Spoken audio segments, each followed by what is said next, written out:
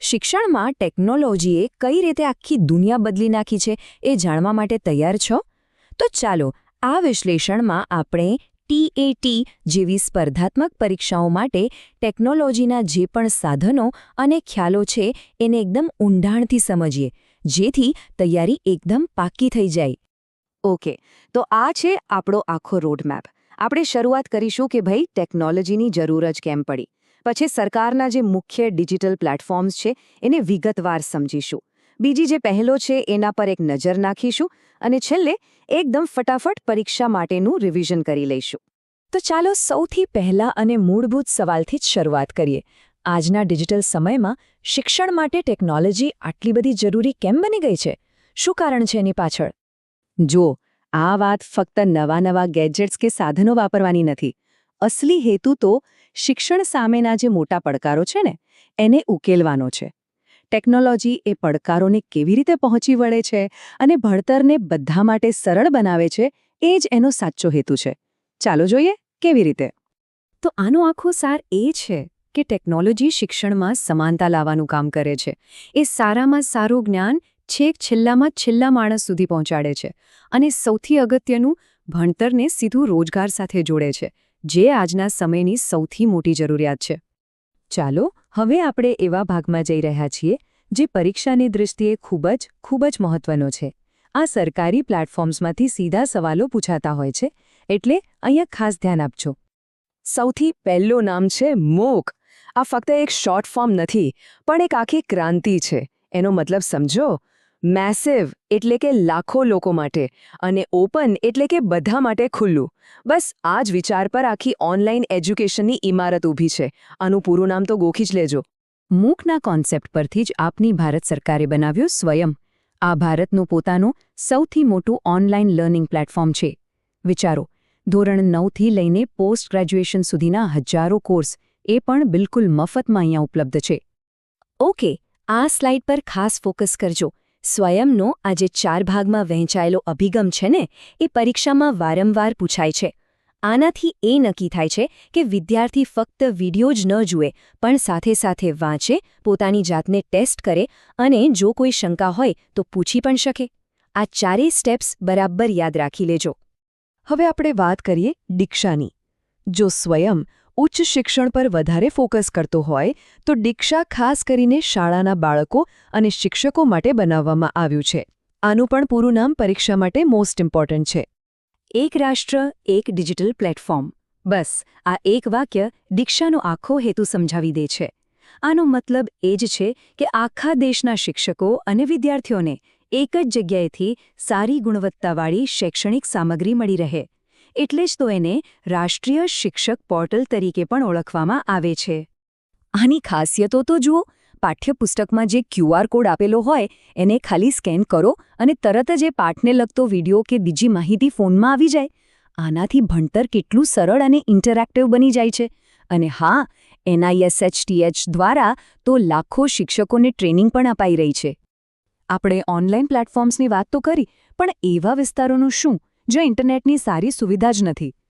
તો સરકાર ટેકનોલોજીનો ઉપયોગ કરીને એવા લોકો સુધી કેવી રીતે પહોંચે છે? ચાલો હવે એ જોઈએ. તો એનો જવાબ છે સ્વયંપ્રભા. યાદ રાખજો, આ કોઈ વેબસાઇટ નથી. આ તો DTH એટલે કે આપણા ઘરે જે ટીવી ચાલે છે એના પર આવતી શૈક્ષણિક ચેનલોનો એક આખો સમૂહ છે, જે શિક્ષણને સીધું ઘર સુધી લઈ જાય છે. અને આ આંકડો ખાસ મગજમાં બેસાડી દેજો. અત્યારે કુલ 34 ચેનલો ચાલી રહી છે. પરીક્ષામાં આવા ચોક્કસ આંકડા પૂછાવાની શક્યતા ઘણી વધારે હોય છે.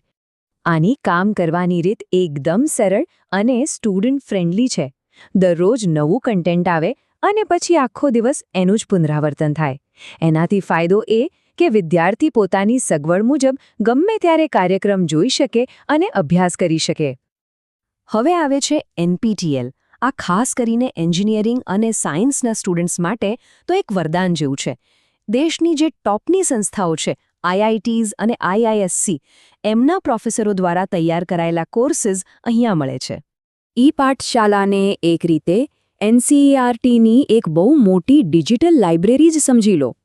અહીંથી પાઠ્યપુસ્તકો, ઓડિયો, વિડિયો બધું જ ફ્રીમાં ડાઉનલોડ કરી શકાય છે. અને સૌથી સારી વાત ઇન્ટરનેટ વગર પણ એને વાપરી શકાય છે. અને છેલ્લે પીએમ વિદ્યા. આપણે સૌ જાણીએ છીએ કે કોરોના મહામારી વખતે સ્કૂલો બંધ હતી ત્યારે શિક્ષણ અટકી ન જાય એ માટે આ પહેલ શરૂ કરાઈ હતી. આ દીક્ષા, સ્વયંપ્રભા જેવી બધી જ ડિજિટલ પહેલોને એક વર્ગ, એક ચેનલના કોન્સેપ્ટ હેઠળ એક સાથે લઈ આવે છે. અત્યાર સુધી આપણે અલગ અલગ પ્લેટફોર્મ્સ અને સાધનોની વાત કરી. હવે ચાલો થોડીવાર એ સમજીએ કે આ બધાની પાછળ કયા સિદ્ધાંતો કામ કરે છે. શૈક્ષણિક ટેકનોલોજીને કઈ દ્રષ્ટિથી જોવામાં આવે છે? જો, અહીંયા મુખ્યત્વે 2 અભિગમ છે. પહેલો છે હાર્ડવેર, એટલે કે જે ભૌતિક સાધનો છે, જેમ કે કમ્પ્યુટર કે પ્રોજેક્ટર. અને બીજું છે સોફ્ટવેર, એટલે કે એ સાધનો પર જે કન્ટેન્ટ ચાલે છે, જે શીખવવાની પદ્ધતિઓ છે તે. સાવ સરળ ભાષામાં કહીએ તો એક શરીર છે તો બીજો એનો આત્મા. અને ત્રીજો અને સૌથી આધુનિક અભિગમ છે સિસ્ટમ્સ અભિગમ. આ અભિગમ એમ કહે છે કે ભાઈ ખાલી હાર્ડવેર કે સોફ્ટવેરને અલગ અલગ શું કામ જુઓ છો? શિક્ષક, વિદ્યાર્થી, સાધનો, વાતાવરણ આ બધું જ મળીને એક સિસ્ટમ બને છે. અને જ્યારે આખી સિસ્ટમ એકસાથે બરાબર કામ કરે ત્યારે જ સારામાં સારું પરિણામ મળે. અને હવે આપણે આવી ગયા છીએ આખા વિશ્લેષણના સૌથી અગત્યના ભાગ પર. જો પરીક્ષા નજીક હોય તો આ વિભાગ ખાસ તમારા માટે છે. ચાલો, સૌથી મહત્વના જે ફૂલ ફોર્મ્સ છે એનું એકદમ ઝડપથી રિવિઝન કરી લઈએ. બસ આ સ્લાઇડ તો સમજો કે તમારી ગોલ્ડન ટિકિટ છે. અહીંયા જે પણ શોર્ટ ફોર્મ્સ અને એના ફૂલ ફોર્મ્સ આપેલા છે એને બરાબર યાદ કરી જ લેજો. જરૂર પડે તો અહીંયા પોઝ કરીને એકવાર નોટ બનાવી લો. આમાંથી 1 કે 2 સવાલ તો પરીક્ષામાં હશે જ, એ લગભગ નક્કી છે. તો આ બધી ચર્ચા પરથી એટલું તો સ્પષ્ટ છે કે ટેકનોલોજી હવે માત્ર એક સાધન નથી પણ શિક્ષણનું ભવિષ્ય છે. એ માહિતી પહોંચાડવાનું કામ તો ખૂબ જ સરળ બનાવી રહી છે. તો હવે સવાલ એ થાય છે કે આ બદલાતા સમયમાં એક શિક્ષકની અસલી ભૂમિકા શું હશે? આ પ્રશ્ન પર વિચાર કરતા રહેજો. અરે વિચારો કે એક ગામડાનો વિદ્યાર્થી જેની પાસે કદાચ નવો સ્માર્ટફોન કે હાઈ સ્પીડ ઇન્ટરનેટ પણ નથી, છતાં તે ઘરે બેઠા દેશની સર્વોચ્ચ આઈઆઈટીના પ્રોફેસર પાસે ભણી રહ્યો છે. મતલબ, આજના આપણા આ ડીપ ડાઇવના સ્ત્રોતો પર નજર કરીએ ને તો ખ્યાલ આવે કે શિક્ષણ અને ટેકનોલોજી ભેગા મળીને કેવો કમાલ કરી રહ્યા છે. હા, એકદમ સાચી વાત. એટલે પહેલા શિક્ષણ પહેલા 4 દિવાલોના બંધ ઓરડા જેવું હતું અને હવે ટેકનોલોજીએ જાણે બધા માટે જ્ઞાનના દરવાજા ખોલી નાખ્યા છે. હા, બહુ મસ્ત વાત કરી. અને આ જે બદલાવ છે ને એની પાછળ સ્ત્રોતોમાં બહુ સ્પષ્ટ 5 કારણો આપ્યા છે. મતલબ, આપણે માત્ર એટલું જ નથી ઈચ્છતા કે શિક્ષણ બધા સુધી પહોંચે, પણ એ પહોંચ એકદમ ગુણવત્તાવાળી હોવી જોઈએ. બરાબર, ક્વોલિટી પણ મેટર કરે જ છે. એક્ઝેક્ટલી. એટલે પહેલા કેવું હતું કે દેશના શ્રેષ્ઠ શિક્ષકો માત્ર મોટી ફી ભરતા વિદ્યાર્થીઓને જ મળતા. પણ હવે ટેકનોલોજીએ આ અસમાનતા સાવ દૂર કરી દીધી છે. ઓડિયો વિઝ્યુઅલ માધ્યમોથી અઘરા વિષયો સમજવા સરળ બન્યા છે અને પેલા છેવાડે બેઠેલા યુવાનોમાં સ્કિલ ડેવલપમેન્ટ પણ થઈ રહ્યો છે. પણ આ થાય છે કેવી રીતે? એટલે જુઓ, યુટ્યુબ પર તો ઘણા બધા વિડીયો હોય છે, પણ શૈક્ષણિક રીતે કોઈ સત્તાવાર વ્યવસ્થા છે ખરી? અરે હા, અહીં જ પેલું સ્વયં એટલે કે SWAYAM એ પ્લેટફોર્મ ચિત્રમાં આવે છે. આ એક મેસિવ ઓપન ઓનલાઈન કોર્સ છે. અચ્છા. તમે જે યુટ્યુબની વાત કરીને એ તો માત્ર વન વે કમ્યુનિકેશન છે, જ્યારે સ્વયં 4 અલગ સ્તંભો પર કામ કરે છે. ઓહ, 4 સ્તંભ? કયા કયા? હા, જુઓ, તેમાં માત્ર વિડીયો જ નથી પણ વાંચવા માટેનું કન્ટેન્ટ છે. તમારે જાતે મૂલ્યાંકન કરવું હોય તો ક્વિઝ છે અને સૌથી અગત્યનું ઓનલાઈન ચર્ચા માટેનું એક ફોરમ છે જ્યાં તમે પ્રશ્નો પૂછી શકો. વાહ, આ તો એક સાચા ક્લાસરૂમ જેવો જ અનુભવ થઈ ગયો કહેવાય. બરાબર, એટલે કોલેજ કે મોટા કોર્સ માટે આ વ્યવસ્થા થઈ ગઈ. પણ પેલા શાળાના નાના બાળકોના પાઠ્યપુસ્તકોનું શું? એના માટે દીક્ષા પ્લેટફોર્મ છે. એનું સૂત્ર છે એક રાષ્ટ્ર એક ડિજિટલ પ્લેટફોર્મ. આમાં મને સૌથી રસપ્રદ બાબત પેલા પાઠ્યપુસ્તકોના QR કોડની લાગી. અચ્છા, QR કોડથી શું થાય? ધારો કે કોઈ બાળક ગણિતનો દાખલો ગણી રહ્યું છે અને અટવાય છે, તો એ ચોપડી પર છાપેલો પેલો QR કોડ સ્કેન કરે એટલે તરત એ જ દાખલો સમજાવતો વિડિયો એના ફોનમાં શરૂ થઈ જાય. અને હા, શિક્ષકોને પણ આ બધી નવી પદ્ધતિઓથી અપડેટ રાખવા નિષ્ઠા નામનો ટ્રેનિંગ પ્રોગ્રામ આમાં જ જોડાયેલો છે. એક મિનિટ. આ બધું સાંભળવામાં બહુ આકર્ષક લાગે છે, પણ આપણે એક મોટી વાસ્તવિકતા ભૂલી રહ્યા છીએ. ભારતના એવા કેટલાય અંતરિયાળ વિસ્તારો છે જ્યાં ઇન્ટરનેટ કનેક્શન સરખું મળતું જ નથી. સાચી વાત. તો ત્યાંના વિદ્યાર્થીઓ આ QR કોડ કે ઓનલાઈન ફોરમનો ઉપયોગ કેવી રીતે કરશે? બહુ જ સારો સવાલ છે. અને સ્ત્રોતોમાં આ સમસ્યાનો બહુ પ્રેક્ટિકલ ઉકેલ પણ આપ્યો છે. એ છે સેટેલાઇટ ટેકનોલોજી. મતલબ ઇન્ટરનેટ ન હોય તો શું થયું? DTH કેબલ તો છે ને? હા, DTH તો ગામડાઓમાં પણ જોવા મળે જ છે. બિલકુલ. સ્વયંપ્રભા અંતર્ગત GSAT-15 સેટેલાઇટનો ઉપયોગ કરીને 34 હાઈ ક્વોલિટી શૈક્ષણિક ચેનલો ચલાવવામાં આવે છે, જે પહેલા 32 હતી. અચ્છા, એટલે ડાયરેક્ટ ટીવી પર જ ક્લાસ. પેલું કોવિડ વખતે શરૂ થયેલું PME વિદ્યા પણ આમાં જ આવે ને? એક વર્ગ, એક ચેનલ વાળું. હા, એ જ પ્રોગ્રામ. એમાં દિવ્યાંગ બાળકો માટે સાઇન લેંગ્વેજ અને ઓડિયો બુક્સનો ઉલ્લેખ હતો, જે ખરેખર બહુ જ સરસ સમાવેશી શિક્ષણ કહેવાય. પણ આ ટીવી ચેનલોમાં એક સમસ્યા મને દેખાય છે. જો વિદ્યાર્થી એ ચોક્કસ સમયે ટીવી સામે ન હોય તો એનો ક્લાસ છૂટી જાય ને? ના, એવું નથી હોતું. સ્વયંપ્રભાની ડિઝાઇન જ એવી રીતે થઈ છે કે તેમાં 24 કલાક પ્રસારણ થાય છે.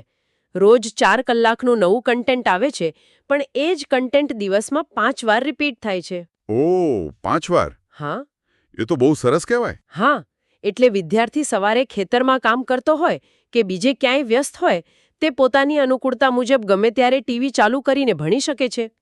આ જે રિપીટેશન છે ને, એ જ તેમને ભણવાની અસલી સ્વતંત્રતા આપે છે. પણ આ 3 અભિગમ આપ્યા છે: હાર્ડવેર, સોફ્ટવેર અને પ્રણાલી અભિગમ, એટલે કે સિસ્ટમ્સ અપ્રોચ. હાર્ડવેર અને સોફ્ટવેર તો હું સમજ્યો, પણ આ પ્રણાલી અભિગમ શું છે? આ જ તો સૌથી અગત્યનો ભાગ છે. માત્ર બાળકને એક સ્માર્ટફોન કે ટેબ્લેટ પકડાવી દેવાથી, એટલે કે હાર્ડવેર આપી દેવાથી, એ જાતે ભણી નહીં લે. હા, એ તો ગેમ્સ જે રમશે. એકદમ સાચું. અને એમાં બેસ્ટ PDF કે વિડીયો નાખી દો, જે આપણું સોફ્ટવેર છે, તો પણ એ પૂરતું નથી. પ્રણાલી અભિગમ એટલે આ બધાનું એક વ્યવસ્થિત સંકલન. શિક્ષકનું માર્ગદર્શન, વિદ્યાર્થી, અભ્યાસક્રમનો હેતુ અને શીખવા માટેનું વાતાવરણ. આ બધું ભેગું થાય ત્યારે જ એક આખી સિસ્ટમ કામ કરે છે. અચ્છા, એટલે આને એક રોજિંદા ઉદાહરણ સાથે આપણે જોડી શકીએ. એકદમ. ધારો કે મેં નવું મોટું ટીવી લીધું. એ મારું હાર્ડવેર છે. એક્ઝેક્ટલી. અને તેમાં તમે કોઈ શાનદાર ઓસ્કર વિનિંગ ફિલ્મ લગાવી. એ તમારું સોફ્ટવેર છે.